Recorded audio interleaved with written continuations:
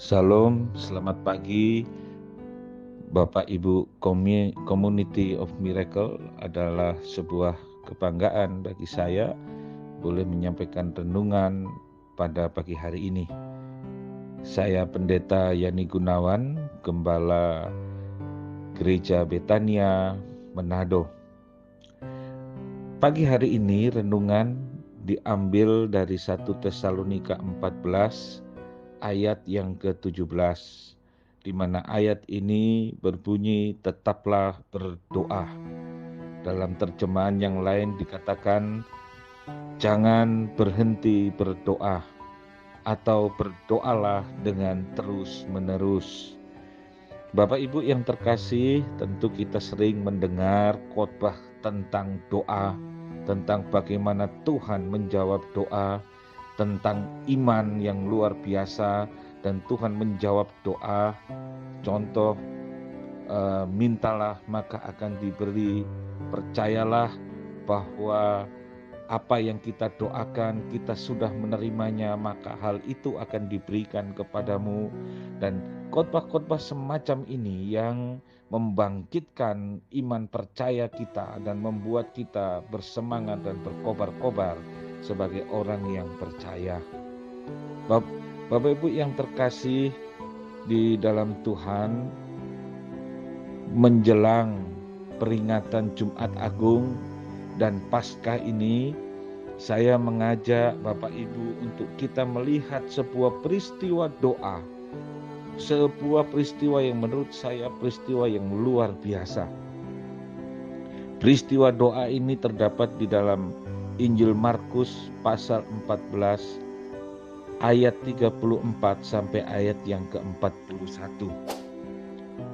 Dalam ayat-ayat ini diceritakan momen setelah perjamuan malam, kemudian Yesus mengajak murid-muridnya untuk pergi ke sebuah tempat yang bernama Getsemani. Dan Yesus membawa Petrus, Yakobus, dan Yohanes. Dan kemudian Alkitab mencatat bahwa Yesus mulai merasa sangat susah dan gelisah.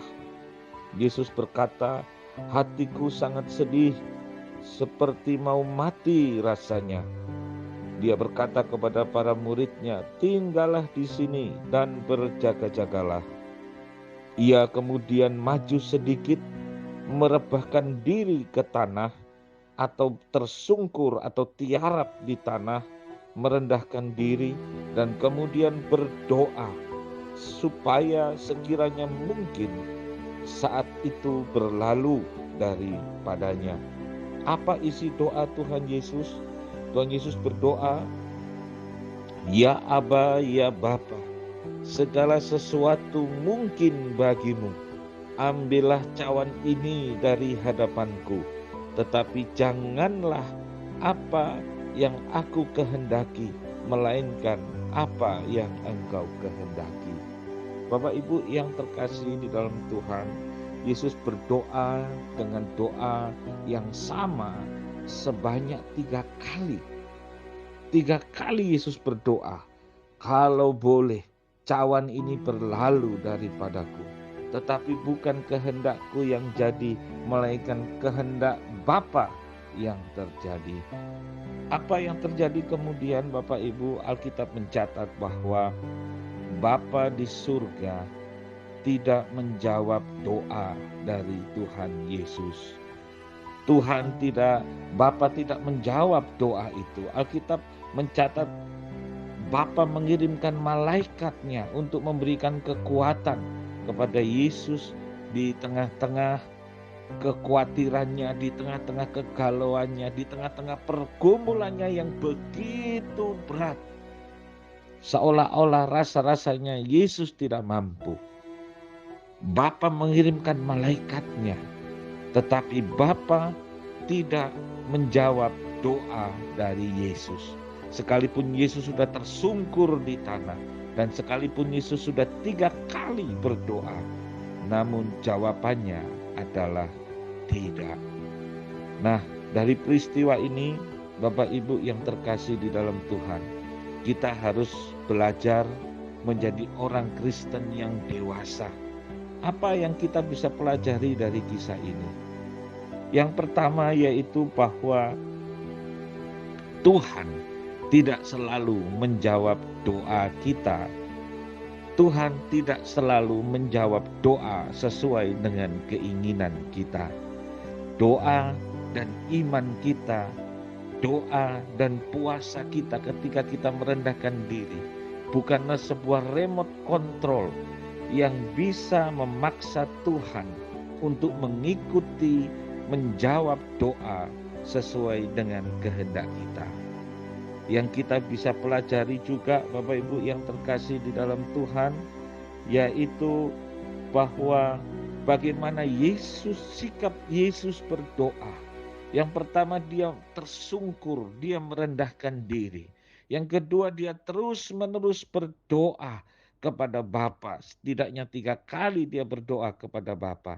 Namun yang hebat adalah isi doanya, di mana Yesus percaya penuh kepada Bapanya. Yesus tidak pernah memaksakan Bapa untuk menjawab doanya. Karena 3 kali Yesus berkata, bukan kehendakku yang jadi, tetapi kehendak-Mu lah yang jadi.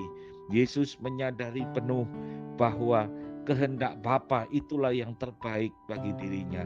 Sekalipun dia merasa seolah-olah tidak mampu, tetapi kehendak Bapa itulah yang terbaik dari untuk dirinya. Kita bisa belajar bagaimana Yesus merendahkan diri. Kita bisa belajar bagaimana Yesus percaya penuh kepada kehendak Bapanya. Bapak Ibu yang terkasih di dalam Tuhan, doa adalah sebuah dimensi yang saya sebut dimensi ruang Maha Kudus, di mana kita bisa berkomunikasi dengan Bapa. Kalau di dalam perjanjian lama hanya imam besar yang masuk ke dalam ruang Maha Kudus, dan imam besar kemudian berdiam diri dan menunggu Tuhan untuk berfirman. Maka doa kita hari ini bukanlah tentang bagaimana kita menyampaikan permintaan-permintaan kita saja. Doa bukanlah tentang bagaimana kita sampaikan keluhan-keluhan kita kepada Tuhan, tetapi doa adalah komunikasi. Itu artinya ada 2 belah pihak. Artinya kita bukan hanya kita yang berbicara dan menyampaikan sesuatu, tetapi kita juga harus duduk diam dan memberikan kesempatan kepada Tuhan untuk berbicara kepada kita. Dan pelajaran yang terakhir yang kita bisa pelajari dari peristiwa ini, bahwa ketika Tuhan menjawab tidak untuk apa yang kita doakan, maka marilah kita tetap percaya kepada Tuhan, terpercaya kepada Bapa kita, bahwa Bapa itu senantiasa memberikan yang lebih baik, bahkan jauh lebih baik dari apa yang kita pikirkan. Apapun pergumulan kita hari ini, tetap percaya Tuhan pegang kendali, tetaplah percaya kepada Tuhan, dan tetaplah berdoa kepada Tuhan. Karena Bapa yang kita sembah adalah yang Bapa sangat mengasihi kita semua. Demikian firman Tuhan pada pagi hari ini. Shalom, Tuhan Yesus memberkati. Amin.